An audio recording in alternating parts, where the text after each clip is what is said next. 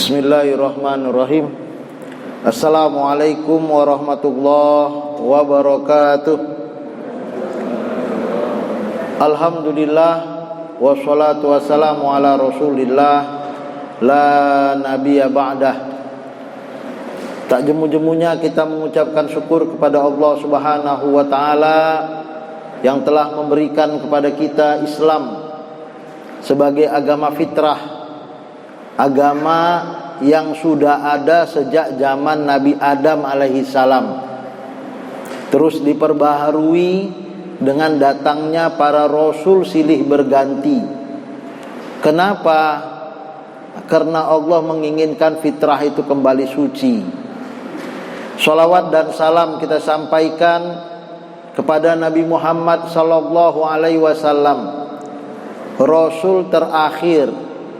Akhirnya agama Islam harus ditutup dengan Nabi penutup, Nabi Muhammad sallallahu alaihi wasallam. Tidak ada nabi, tidak ada rasul setelah Nabi Muhammad sallallahu alaihi wasallam. Tapi pembaharu Islam boleh ada, pemahaman Islam boleh berkembang sesuai dengan kondisi dan waktu. Tapi ajaran prinsipnya tidaklah pernah berubah. Maka kita berselawat kepada Nabi Muhammad dengan memperbanyak ucapan Allahumma sholli wa sallim wa barik alaih. Terima kasih kita kepada BKM Masjid Al-Muhajirin yang telah menyediakan ruang dan waktu bagi kita untuk tadarus Al-Quran. Di bulan-bulan ini kita berada di surat Ar-Rum. Hari ini kita berada di ayat 28 sampai dengan 32. Spesial terima kasih kita kepada bapak-bapak, orang-orang tua kami, ibu-ibu, ikhwan, akhwat, adik-adik, anak-anak yang ikut mengaji pada malam hari ini. Dan terima kasih kita juga kepada siapapun yang telah menyaksikan kegiatan kita melalui YouTube yang diselenggarakan oleh Masjid Al-Muhajirin ini. Harus ikut subscribe gitu ya. Iya. Ya Bapak Ibu yang dirahmati Allah, tema kita hari ini Islam agama fitrah. Ini menjadi isu menarik. Karena apa? Karena ada orang yang memojokkan Islam karena Islam itu bukan agama fitrah, tapi agama buatan Nabi Muhammad. Hari ini kita membahas dan kita akan sampai pada kesimpulan 4. Kesimpulan tadi, yang pertama sebagai agama fitrah itu bahwa fitrah itu mengesahkan Allah, fitratullah. Jadi fitrah itu mengesahkan Allah dan seharusnya manusia itu bertauhid. Namun nafsulah secara naluri setiap manusia memiliki nilai-nilai ketuhanan di dalam dirinya. Tapi hawa nafsulah yang membuat manusia tidak bertauhid. Maka bertauhid itu adalah ujung dari makna fitrah itu. Kalau benar fitrahnya, maka dia suka dengan orang baik. Kalau senang fitrahnya, maka dia suka dengan orang yang melaksanakan syariat agama. Kalau benar fitrahnya, maka dia akan respect dengan orang yang memilih jus daripada memilih tua. Itu fitrah. Saya minum arak katanya, tapi bapak yang bisa minum air jus, itu berarti bapak orang baik. Saya perokok katanya, tapi orang yang tidak merokok itu adalah orang yang lebih baik.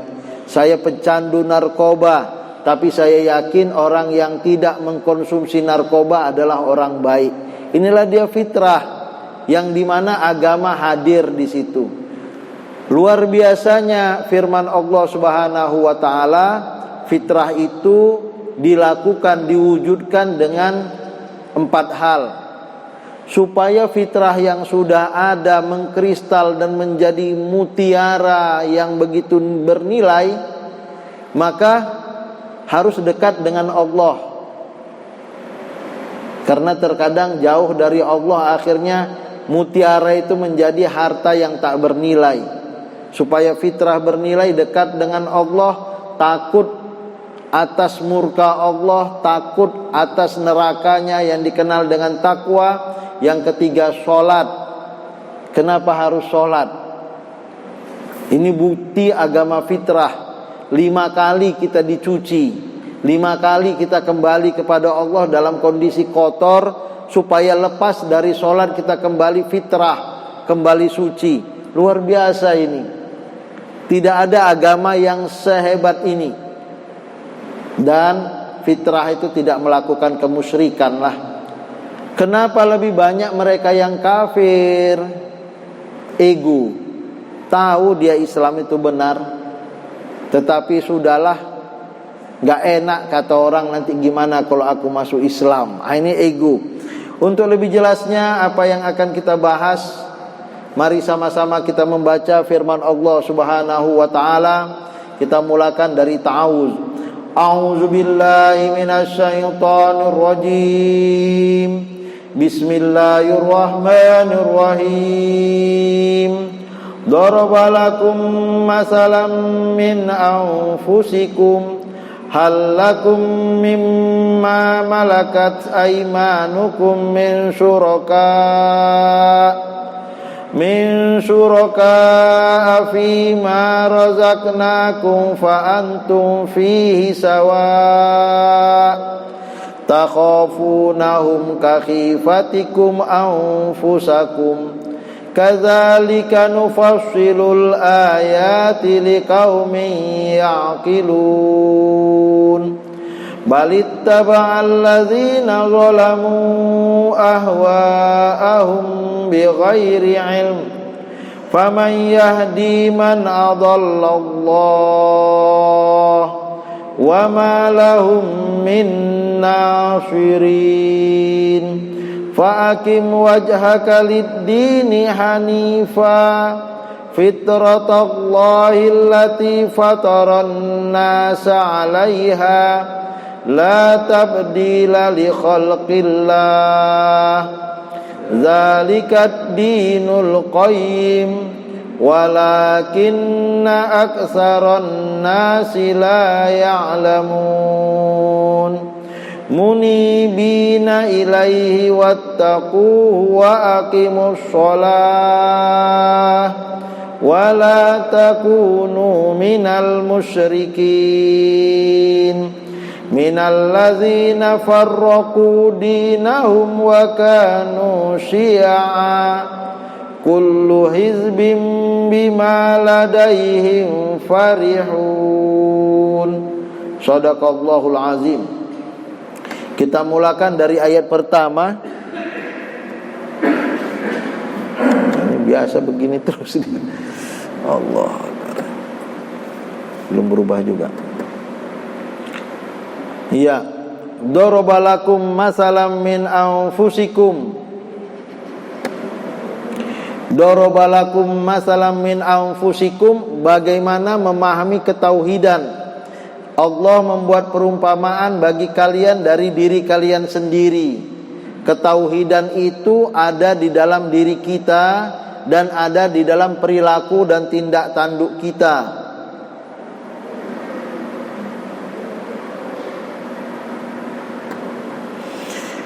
Contoh sederhana, hal lakum mimma malakat aymanukum. Contoh sederhana adalah, apakah kalian rela jika ada di antara hamba sahaya yang kalian miliki menjadi sekutu bagi kalian dalam memiliki rezeki yang telah kami berikan kepadamu? Jadi di sini disebutkan, perumpamaan tersebut menggambarkan bahwa tidak pantas ada persekutuan unsur-unsur yang tidak setara, misalnya antara hamba sahaya dengan pemiliknya. Apalagi antara makhluk dengan Allah Al-Khaliq, tentu tidak pantas untuk disetarakan. Antara anak manusia seperti Adam, walaupun terlahir tanpa ayah, tanpa bapak, tidak mungkin menjadi Tuhan. Atau Hawa, ada ayahnya kalaulah disebut Adam, tapi tak ada mamanya, terlahir Hawa, atau Hawa juga sama terlahir seperti Adam, tanpa ayah, tanpa emak. Tentulah Hawa tak layak juga dijadikan Tuhan. Begitu juga Nabi Isa yang terlahir dari ibu tanpa ayah, tentu juga tak layak dijadikan Tuhan. Karena apa? Karena Allah mengatakan semua mereka adalah makhluk. Inna masala Isa indallah kamasali Adam khalaqahu min turab summa qala lahu kun fayakun.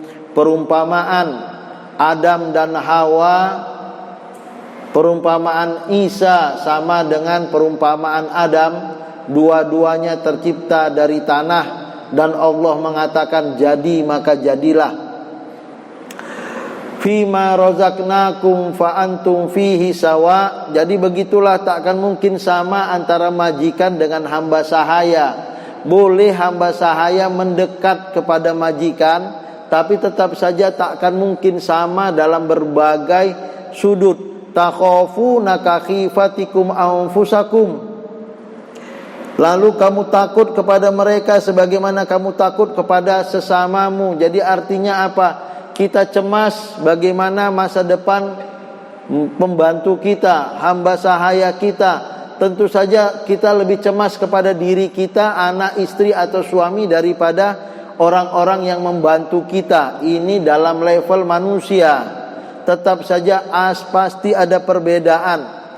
Kadzalika nufassilul ayati liqaumin ya'qilun. Demikianlah kami jelaskan ayat-ayat itu bagi kaum yang mengerti. Jadi bagi kaum yang mengerti, ini merupakan pelajaran bagaimana fitrah Allah dengan ajaran tauhidnya. Manusia bergantung kepada Allah. Allah Maha Kuasa dalam pengertian yang lebih tinggi hingga tidak terbatas. Dia sama sekali tidak bergantung kepada manusia, tapi manusia harus menghormati Allah dan takut untuk tidak mentaati perintah dan undang-undang atau peraturannya. Takut kepada Allah adalah awal dari kearifan. Inilah dia fitrah. Sejak zaman Nabi Adam, fitrah itu sudah ada. Dan kita akan melihat ayat berikutnya. Masalah lagi nih. Balittaba'al ladzina zalamu ahwa'ahum bighairi ilm. Tapi orang-orang yang zalim, pertanyaannya, kenapa kalau Allah adil enggak dibalik 5 miliar muslim, 1 miliar lah kafir. Ini kenapa 5 miliar kafir, 1 miliar muslim?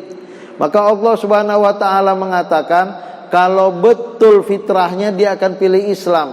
Tapi faktanya orang-orang yang zalim. Jadi bukan Allah yang zalim, makhluk atau manusialah yang zalim, mengikuti ahwa'ahum, ittaba'a ahwa'ahum allazina zalamu taba'u ahwa'ahum bighairi ilmin. Jadi kekafiran itu tidak mengikuti ilmu, tidak mengikuti akal, tidak mentadaburi alam raya ini, tidak menggunakan akal pikirannya, tapi mengikuti hawa nafsunya. Enaknya ibadah itu seminggu sekali lah. Ini hawa nafsu lah. Enaknya ibadah itu kapan? Suka lah. Enaknya ibadah itu gak pakai peraturan yang ribet-ribet lah. Harus wudu. Kalau buang angin wudu balik. Kalau habis hadas besar harus mandi. Ribet. Tapi Bapak Ibu yang dirahmati Allah, ini aturan yang membuat kita menjadi kembali kepada fitrah. Rupanya alam raya ini punya peraturan loh. Dan agama itu berada pada logika yang mengatakan hidup kalau mau enak ya teratur lah. Ada orang mau enak hidup gak mau ikut aturan, gak akan dapat lah. Nah, inilah dia. Faman yahdi man adallallah. Siapakah yang akan memberi petunjuk kepada orang yang telah disesatkan Allah? Jadi buah dari pilihan itu akhirnya Allah berikan. Milih sesat dikasih Allah kesesatan, milih hidayah dikasih Allah hidayah. Jadi kok 5.000 itu terlahir dalam keadaan kafir, Pak Ustadz? Itu karena mama ayahnya milih kekafiran. Kalau mama ayahnya milih keislaman, Islamlah dia. Eropa pernah menjadi masyarakat mayoritas muslim loh, 7 abad. Berubah menjadi kafir. Dan bisa saja kalau mereka mau sekarang menjadi agama kedua terbesar di dunia, di Eropa Islam. Ini bukti bahwa sudah terjadi pergeseran. Artinya hidup ini tak selalu jalan mulus dan jalan lurus. Ada orang Islam jadi murtad, ada orang kafir jadi mu'allaf. Tapi memang sebagian besar yang beriman wafat dalam keadaan iman dan Islam, anak-anaknya ikut iman dan Islam. Yang kafir wafat dalam keadaan kafir, anak cucunya ikut dalam keadaan kafir. Tapi tetap saja perjalanan hidup ini memberi pelajaran yang begitu banyak, sehingga tidak ada alasan saya terlahir bukan sebagai seorang muslim, jangan salahkan saya kalau mati bukan dalam keadaan Islam.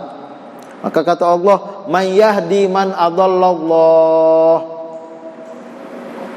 wa ma lahum min nasirin." Kalau Allah tidak memberi hidayah karena mereka tidak mau mengambil hidayah, dan akhirnya Allah pun gak nolong mereka.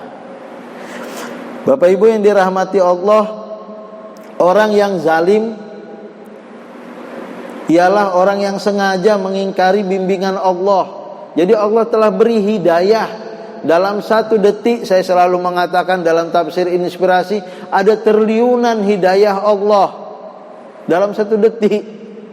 Mata berkedip, darah mengalir, jantung berdetak, tangan bergerak, kaki berjalan, udara yang dihirup, oksigen, keluarnya karbon dioksida. Wah, langit warnanya biru, laut warnanya biru. Semua hidayah membuktikan bahwa alam ini ada Tuhannya. Tetapi kalau dia masih mau melanggar aturan main Allah, berarti orang itu membuang diri keluar dari rahmat Allah. Jadi yang salah bukan Allahnya. Ini bukti bahwa Tuhan tak adil katanya. Bukan, Anda yang tak mau ikut. Ini adalah pelajaran yang kedua, masih pada poin pertama. Apa poin pertama itu?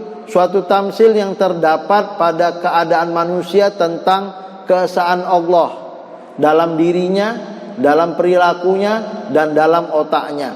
Maka kemudian Allah mengatakan, kalaulah tamsil mengatakan Allah itu esa, fa'akim wajhaka lid-dini hanifa. Hadapkanlah wajahmu wahai Nabi Muhammad. Lihat, wajhaka ini diperintahkan untuk Nabi Muhammad sallallahu alaihi wasallam ini. Fa'akim wajhaka lid-dini hanifa. Pertama kali wahai Nabi Muhammad, akim, tegakkan mukamu, ajabkan wajahmu kepada agama yang hanif, agama Islam.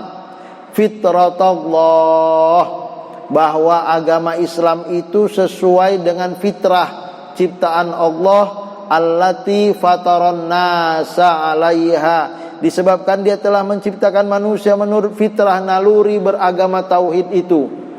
Jadi Bapak Ibu yang dirahmati Allah, sampai penjahat sekalipun ingin dibaik-baiki dia. Itu fitrah. Ada orang yang enggak ingin dibaiki oleh orang lain. Ada orang yang tak ingin diperlakukan jujur. Sampai para penipu pun tidak mau ditipu. Para penipu menginginkan kejujuran diberikan orang kepada dia. Ini adalah fitrah. Dan wujud dari fitrah itu pandai berterima kasihlah. Kita akan senang kalau orang mengucapkan terima kasih, alhamdulillah, thank you very much, misalnya begitu. Itu antar sesama manusia. Allah yang telah memberi triliunan nikmat begitu banyak dalam hitungan detik, sangat wajar kita berterima kasih kepada Allah Subhanahu wa ta'ala. Tidak ada jejak kaki kecuali pasti ada pemilik kakinya. Begitulah mengatakan bahwa gitu banyak nikmat ini pasti ada Tuhan yang memberi nikmat itu. Inilah fitratan nas 'alaiha, fataron nas 'alaiha. Jadi ini sudah difitrahkan oleh Allah kepada seluruh manusia. Jadi masuk Islam itu enggak susah, karena hatinya sudah connect sebenarnya. Seperti hari inilah yang kurang connect ini ya. Ini tidak, Islam itu sudah connect di hati kita. Mana sih syariat Islam yang melanggar itu? Oh, katanya Islam itu poligami, nggak bagus itu Pak Ustadz. Jadi saat jumlah lebih banyak dan itu pilihan, itu adalah solusi bagi wanita dan laki-laki lah. Mau silahkan, tak mau tak masalah. Dan itu bukan dilakukan oleh Nabi Muhammad. Hampir seluruh Nabi melakukan poligami itu misalnya. Jadi nggak ada, aduh saya nggak suka Islam karena apa? Karena poligaminya. Atau karena Nabi Muhammad SAW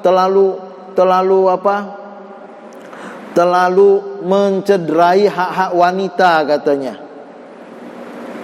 Enak saja atas nama Tuhan dia menikahi Zainab, kemudian disuruh anak angkatnya Zaid menceraikannya. Bapak Ibu yang dirahmati Allah, mereka cerai dengan sukacita dan Nabi Muhammad menikah dengan sukacita. Ada banyak hal, alasan-alasan yang tidak logis, tidak fitrah, yang sengaja dikembangkan oleh mereka yang anti-Islam supaya Islam itu redup. Tapi alhamdulillah, orang yang paham akhirnya tahu benar Islam ini cocok dengan sanubariku. Fataron nasa 'alaiha la tabdila li khalqillah. Tidak ada perubahan pada ciptaan Allah, bahwa namanya manusia senang dihormati, namanya manusia senang dihargai. Dan Islam sangat menghargai laki-laki, menghargai wanita, menghargai anak-anak, menghargai lingkungan hidup. Alam bertasbih, sehingga kalau tidak ada alasan kita dilarang untuk membunuh hewan, menebang pohon, karena mereka lagi bertasbih kepada Allah. Tapi kalau mereka memang mengganggu, itu lain cerita. Atau karena ingin dikonsumsi, itu enggak masalah. Zalikad dinul qayyim. Itulah agama yang lurus, agama yang bernilai, qimah. Islam agama bernilai.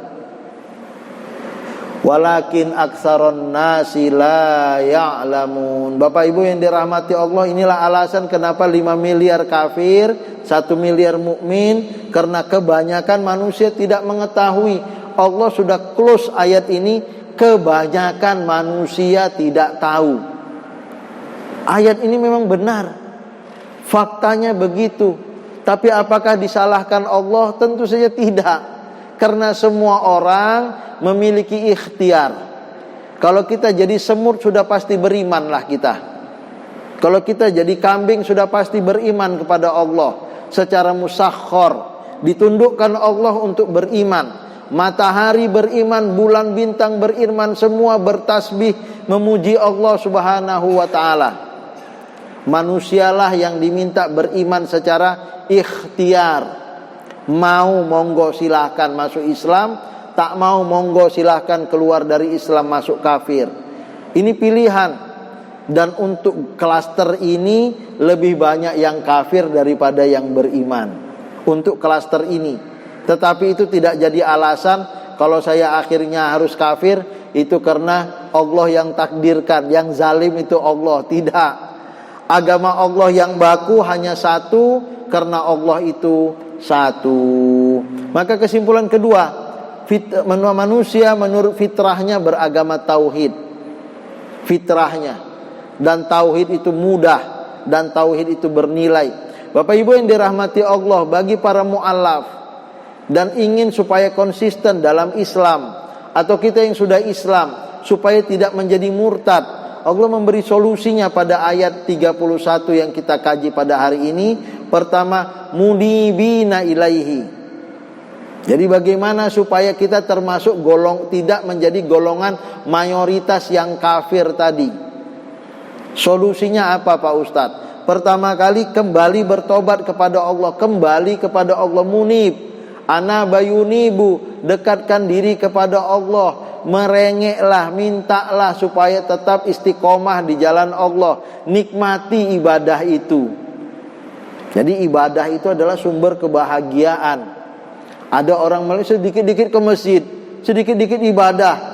Memangnya Islam itu gimana? Masa 24 jam ibadahnya? Bapak Ibu yang dirahmati Allah, bagi mereka yang sudah munibina, ibadah itu bukan beban tapi kenikmatan.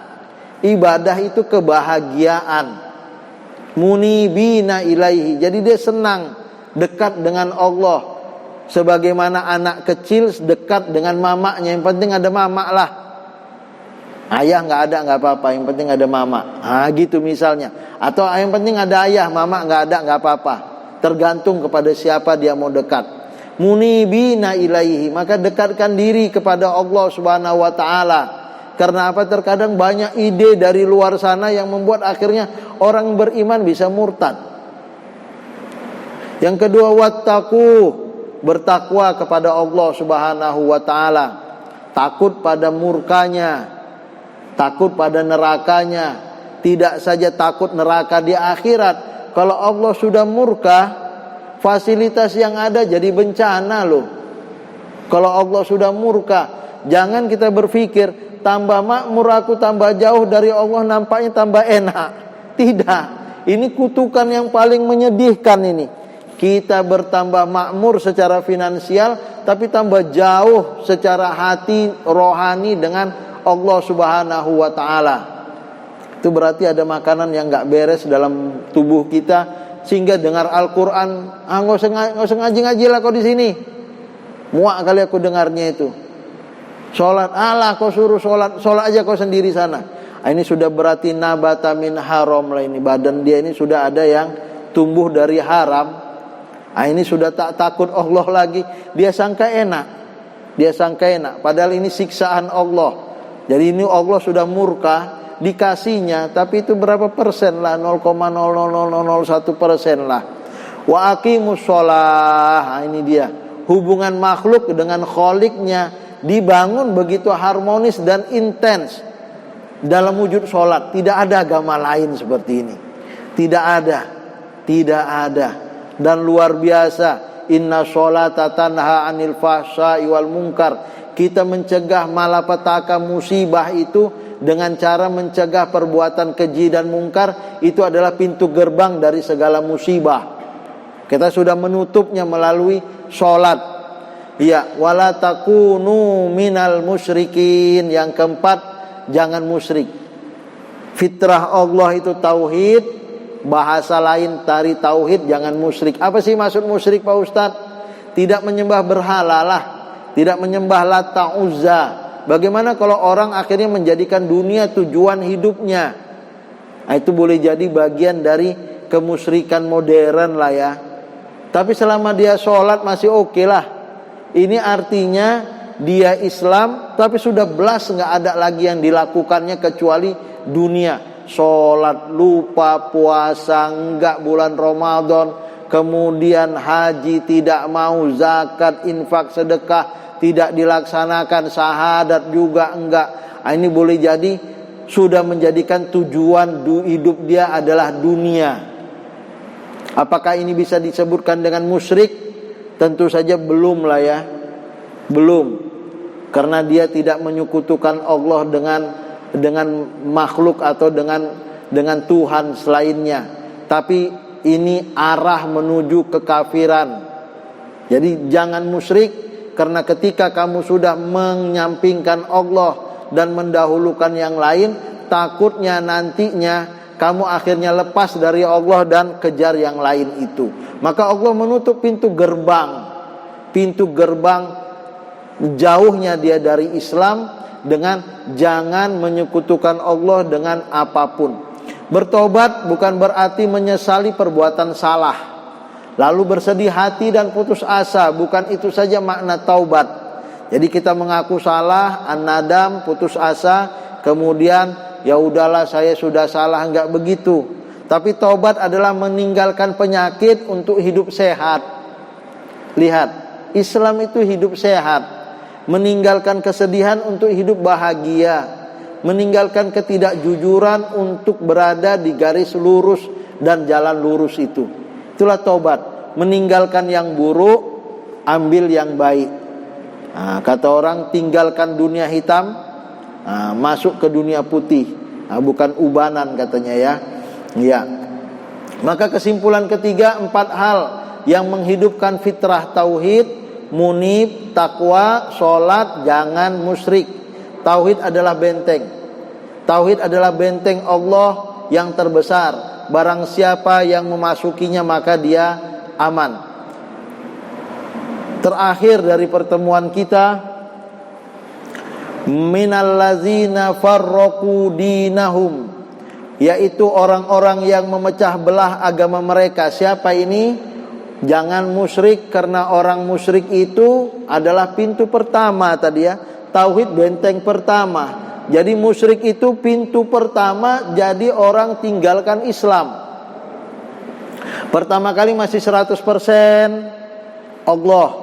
Sekarang kemudian sudah 25%, selain Allah 75% Allah.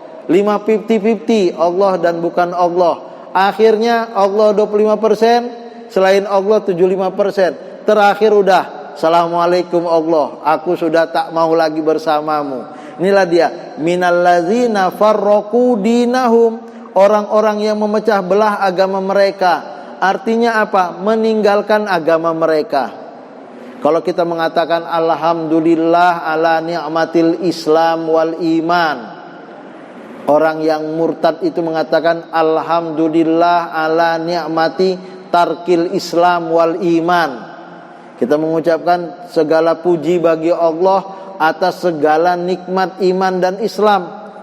Mereka dengan sukacita mengatakan alhamdulillah, segala puji bagi Allah, saya mendapatkan nikmat karena meninggalkan Islam, katanya. Senang dia meninggalkan Islam. Farraqu dinahum, gak ada agama. Kalau cerita di kantor ini gak usah cerita agama lah. Nah itu dia. Jangan kau bawa agama di sini. Gak ada agama. Agama tuh diri kamu aja lah. Aku Islam juga. Tapi aku gak sholat. Kenapa? Suka kau? Ini farraqu dinahum. Dia senang. Islamnya di mana, dianya di mana. Islamnya di sana, dianya di sini. Ada orang seperti itu, saya rasa bapak-bapak, ibu-ibu menemukannya. Wa kanu syi'a, mereka menjadi beberapa golongan. Saya lihat tadi ya, ada yang akhirnya lost sama sekali dengan agama, lost sama sekali dengan Tuhannya.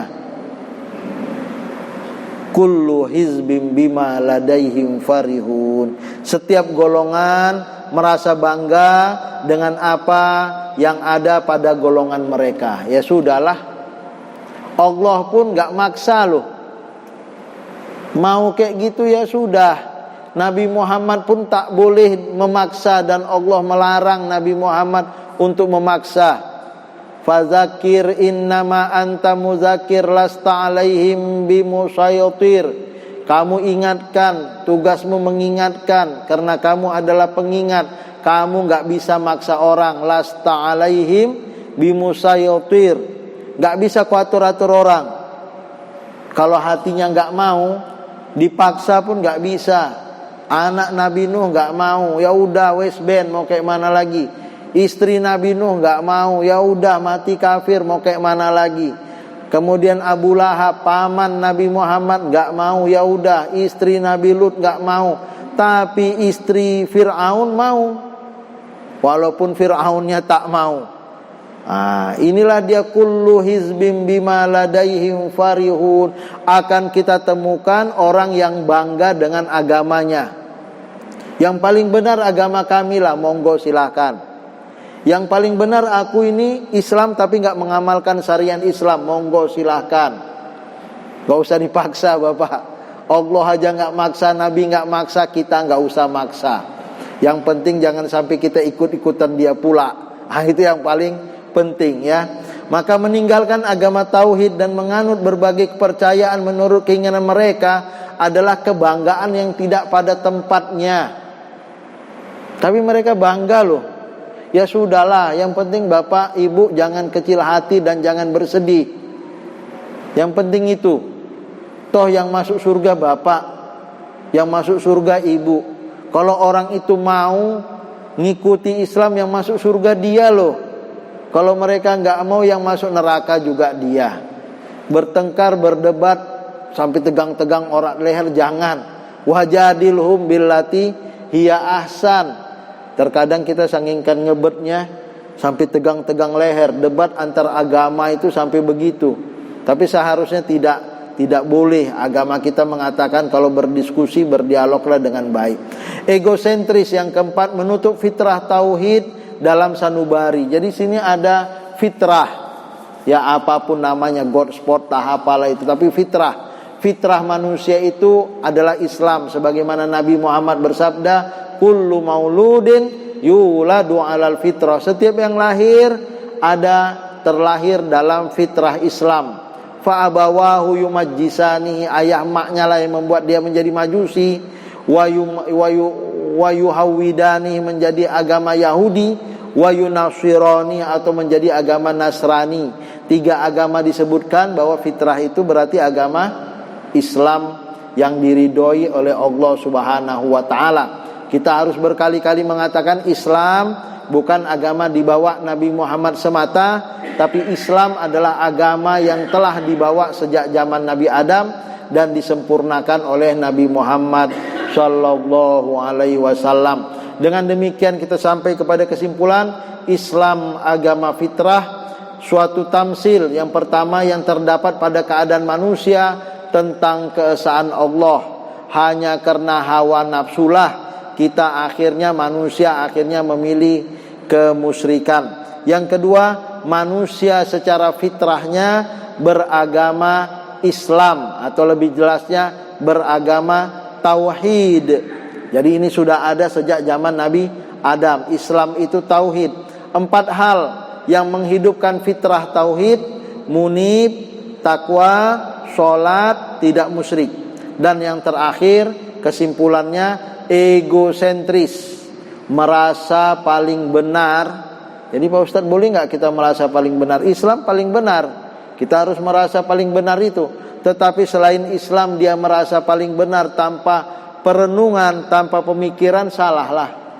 Jadi ada nggak yang paling benar? Itu adalah. Jangan pula semua disebut nggak ada yang paling benar. Kita al-Islamu huwa haq. Al-Quran mengatakan itu, Islam itu benar, Allahu haq, Allah itu benar, al-jannatu haq, surga itu benar, an-naru haq, neraka itu benar, yaumul kiamati haq, nabiyuna Muhammad sallallahu alaihi wasallam, wal anbiya'u haq, wal kutub wal Qur'anul karim haq. Itu pernyataan kita dalam tahajud loh. Jadi jangan bilang, ada orang mengatakan tidak ada namanya benar. Benar itu relatif, itu terserah mereka lah. Kalau benar relatif, nggak ada keputusan hakim lah. Karena nanti keputusannya itu benar menurut Pak Hakimnya, menurut kami enggak. Tapi pasti ada kebenaran yang bisa diangkat. Ya inilah dia fitrah egosentris, menutup fitrah tauhid dalam sanubarinya. Waktu juga lah yang memisahkan kita, ada 4 menit lagi. Nampaknya tak bisa kecuali doa lainnya. Tak apalah ya. Ini masalah, mudah-mudahan minggu depan bisa kita antisipasi layarnya. Kita tutup dengan doa. A'udzubillahi minasyaitonirrajim. Bismillahirrahmanirrahim. Assalatu wassalamu ala asyrafil anbiya'i wal mursalin wa ala alihi wa sahbihi ajma'in. Walhamdulillahi rabbil alamin. Allahumma ij'alil Qur'anal azima rabi'a qulubina. Ya Allah, jadikanlah Al-Qur'an tempat terbaik di dalam sanubari kami. Wa nura sudurina, cahaya yang menyinari jalan kehidupan kami. Wa jala ahzanina wa zahaba humumina, penghapus segala kesedihan dan gundah gulana yang kami alami. Allahumma habib ilainal iman, ya Allah cintakan kepada kami iman. Wa zayyinhu fi qulubina, hiasi-ia di dalam sanubari kami. Wa karrih ilainal kufra wal fusuq wal isyan, jauhkan kami dari kekafiran, kefasikan dan kemaksiatan. Waj'alna minar rasyidin, jadikanlah ya Allah kami hamba-Mu yang cerdas dengan memilih iman dan menjauhi kekafiran. Allahumma ja'al jam'ana hadza jam'an marhuma, ya Allah jadikanlah pertemuan kami pertemuan yang penuh dengan rahmat dan kasih sayang. wa tafarruqana min ba'dihi tafarruqam ma'suma. Perpisahan kami setelah ini perpisahan yang penuh dengan keampunan dan kemaafan. Rabbana ighfir lana wa liwalidaina. Ya Allah, ampunilah dosa kami, dosa ayah ibu kami. Warhamhuma kama rabbayana shaghira. Sayangilah mereka sebagaimana mereka telah mendidik kami di waktu kecil. Jika keduanya atau salah satunya telah mendahului kami, jadikanlah kuburnya raudhah min riyadhil jannah. Jadikan kuburnya taman dari taman-taman surga. Allahumma dakhil warfa' darajatahuma fil jannah. Masukkan dan tinggikan derajat ayah ibu kami di dalam surgamu. Jika mereka masih hidup, mudahkanlah segala urusannya. Beri kesehatan bagi mereka, beri kesempatan bagi mereka untuk mempertebal iman, memperbanyak amal, dan beri kesempatan kepada kami sebagai anak-anaknya untuk dapat berbakti membahagiakan ayah ibu kami ya mujibas sailin. Rabbana hab lana min azwajina wa dzurriyyatina qurrata a'yun waj'alna lil muttaqina imama. Rabbana ighfir lana wa liwalidaina warhamhuma kama rabbayana shaghira. Rabbana atina fid dunya hasanah wa fil akhirati hasanah wa qina azabannar. Subhana rabbika rabbil izzati amma yasifun wa salamun alal mursalin walhamdulillahi rabbil alamin. Taqabbalallahu minkum minna wa minkum taqabbal ya karim.